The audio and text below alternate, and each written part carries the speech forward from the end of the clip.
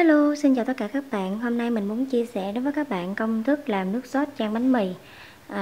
Ngoài cái món xíu mại ra thì các bạn cũng có thể là làm cái nước sốt này để mà mình ăn sáng với bánh mì ha, cũng rất là nhanh. Rồi để làm được nước sốt chan bánh mì thật là thơm ngon, các bạn cần chuẩn bị cho mình các nguyên liệu bao gồm ở đây là 200g thịt heo xay. Các bạn chọn cái loại thịt vừa có nạc vừa có mỡ. Rồi ở đây là hành tím mình đã phi vàng. Rồi mình sẽ dành thời gian để chia sẻ đến với các bạn cái cách phi hành như thế nào để cho nó có một cái màu vàng ươm như thế này, và đặc biệt đó là hành phi nó giòn lâu ha, mình để lâu mình ăn dần. Thì hành phi tùy theo sở thích các bạn, và các bạn làm ít hay làm nhiều nha. Rồi ở đây là 1 muỗng canh hành tím băm và 2 muỗng canh tỏi băm, 1/4 khóm, 1/4 trái khóm ha, có nơi còn gọi là thơm đó, hoặc là dứa. Rồi ở đây là 7 trái cà chua, mình cân lên được là 500g, một ít hành lá và ngò rí, cũng như là các gia vị nêm nếm cần thiết khác. Rồi bây giờ chúng ta sẽ cùng bắt tay vào thực hiện công thức làm nước sốt chan bánh mì này nha các bạn. Rồi cà chua thì các bạn sẽ cắt nhỏ và bỏ đi hạt. Rồi đối với khóm thì các bạn loại bỏ đi cái lõi khóm, mình cũng cắt nhỏ ra luôn. Các bạn chuẩn bị cối xay, cho hết 200g thịt heo xay để mình xay chung với cà chua và với khóm luôn nha.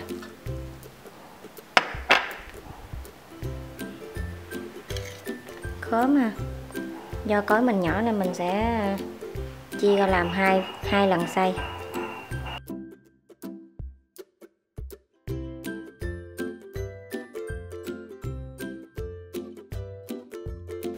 Các bạn cho vào đây 2 muỗng canh dầu màu điều.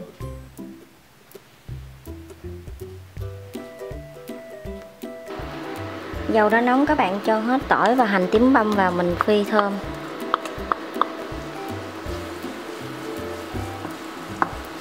Có thể cho thêm 1 muỗng canh dầu hành, tức là hành tím mình đã phi đó, mình lấy cái dầu đó lại mình chế biến món ăn, nó sẽ rất là thơm.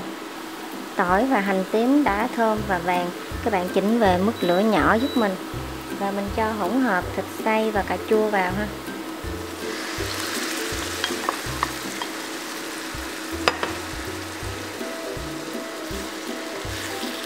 Màu rất là đẹp luôn các bạn ơi. Để giúp cho nước sốt của mình có màu sắc đẹp hơn, bây giờ mình cho vào đây là tương cà. Cho vào đây 3 muỗng canh tương cà,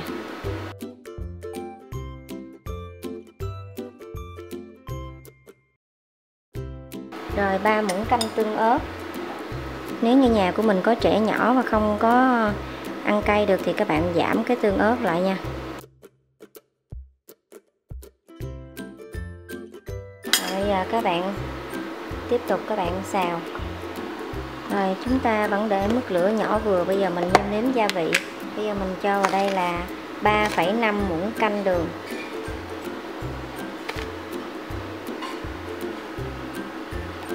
cho vào đây 1 muỗng canh nước tương, 2 muỗng canh nước mắm, mình dùng nước mắm 40 độ đạm. Cho vào đây 2 muỗng cà phê hạt nêm. Tiếp tục cho vào đây 2 muỗng canh sốt mayonnaise.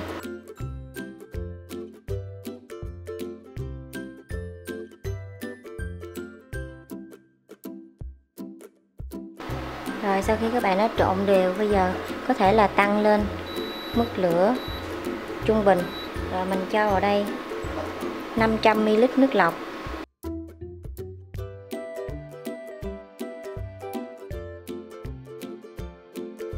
Rồi bên cạnh đó thì mình cũng có chuẩn bị sẵn ở đây là 1 muỗng canh bột bắp để mình tạo cái độ sánh sệt cho nước sốt.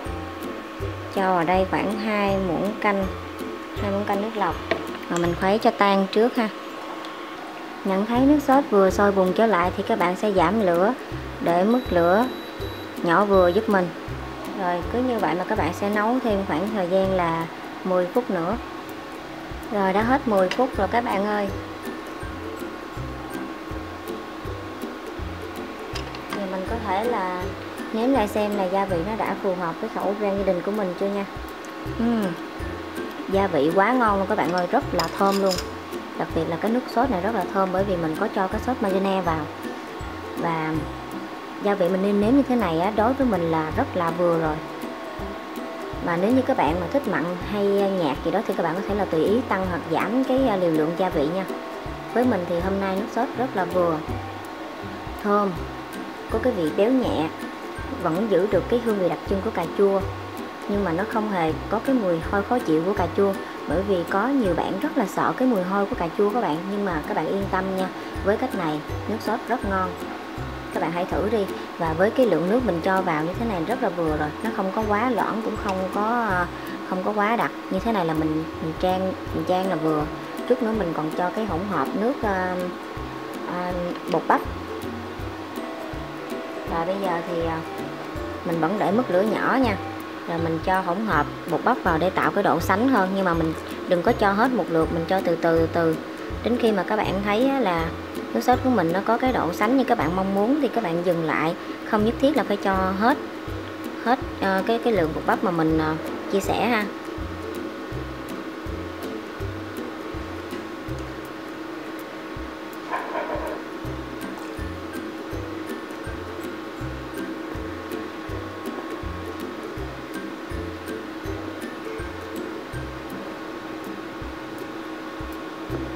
Rồi với mình nước sốt nó sánh lại như thế này là vừa rồi, mình không có để cho nó đặc quá nha.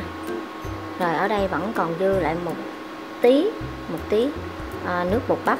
Sau khi đã cho bột bắp vào rồi thì vẫn để mức lửa nhỏ và tiếp tục nấu thêm khoảng 3 phút nữa. Rồi đã hết 3 phút thì lúc này bột cũng đã chín, bột bắp mình cho vào nó cũng đã chín rồi. Thì bây giờ mình tắt bếp nha. Sau khi tắt bếp các bạn cho vào đây 1 muỗng cà phê bột ngọt, rồi một ít tiêu xay, cuối cùng sẽ là hành lá, ngò rí nè. Các bạn cho luôn cả hành tím phi. Mình phải tắt bếp rồi thì mình mới cho bột ngọt vào nha các bạn, bởi vì nếu mà bột ngọt mình cho vào cái lúc mà sốt nó đang sôi thì rất là độc, không có tốt cho sức khỏe ha. Rồi như vậy là chúng ta đã hoàn thành xong công thức làm nước sốt chan bánh mì. Với công thức này các bạn có thể là áp dụng để các bạn có thể là kinh doanh bán bánh mì vẫn được. Về nước sốt này thì ngoài ăn với bánh mì thì cũng có thể là ăn với bánh tằm bì. Rồi một lần nữa chúc cho tất cả các bạn sẽ thành công và sẽ có thêm một công thức làm nước sốt thật là ngon như thế này để dành cho gia đình và bạn bè của mình thưởng thức. Nếu như các bạn cảm thấy yêu thích, đừng quên like và đăng ký kênh ủng hộ cho mình, cũng như là chia sẻ cho thật nhiều bạn bè để biết thêm một công thức nữa về một món ăn ngon như thế này nha các bạn. Cảm ơn tất cả các bạn rất nhiều vì đã theo dõi món ăn của mình ngày hôm nay. Hẹn gặp lại các bạn vào những món ăn ngon tiếp theo. Bye bye.